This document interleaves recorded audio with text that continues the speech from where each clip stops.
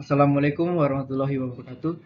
Perkenalkan, nama saya Dinugra Rexiliadi, NIM 200303501030 dari IKOR B. Di sini saya akan menjelaskan materi tentang usaha, power, dan energi atau energi. Yang pertama adalah usaha. Usaha atau kerja adalah energi yang dia salurkan gaya ke sebuah benda sehingga benda tersebut bergerak. Dengan rumus usaha sama dengan gaya kali jarak.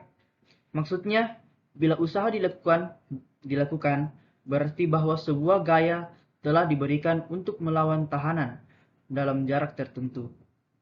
Karena jarak dilibatkan, maka sesuatu yang terjadi dapat terlihat dari sebuah benda atau seorang atlet bergerak dari suatu tempat ke tempat lainnya. Contoh usaha seperti mengangkat dumbbell. Yang kedua, yang berikut adalah daya atau power. Daya adalah sejumlah besar usaha mekanis yang dilakukan selama selang waktu tertentu.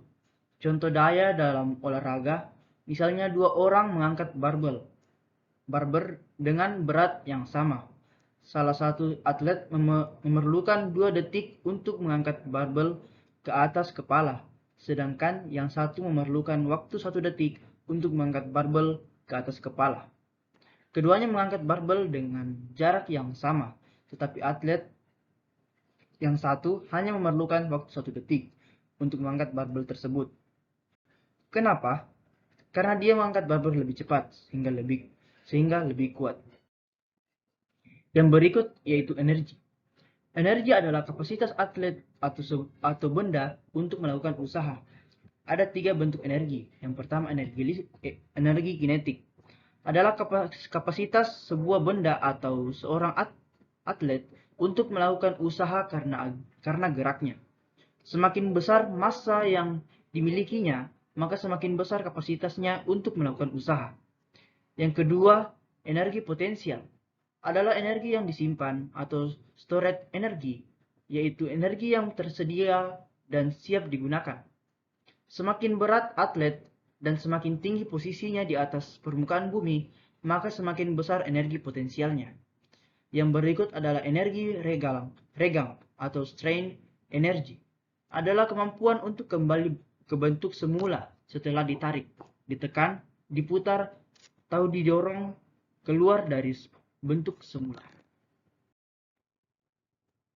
Yang berikut adalah unsur latihan kondisi fisik. Yang pertama adalah kekuatan atau strength. Adalah kemampuan otot untuk melakukan kontraksi guna membangkitkan tegangan terhadap suatu tahanan. Yang kedua, daya tahan atau endurance. Adalah kemampuan seseorang untuk melakukan kerja dalam waktu yang relatif lama. Yang ketiga, kelentukan atau flexibility.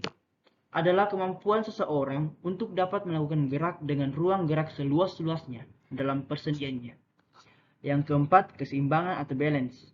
Adalah kemampuan seseorang untuk mempertahankan posisi tubuh baik dalam kondisi statis maupun dinamik. Yang kelima, kecepatan atau speed. Adalah kapasitas gerak dari anggota tubuh atau bagian dari sistem pengungkit tubuh atau kecepatan pergerakan dari seluruh tubuh yang dilaksanakan dalam waktu yang singkat.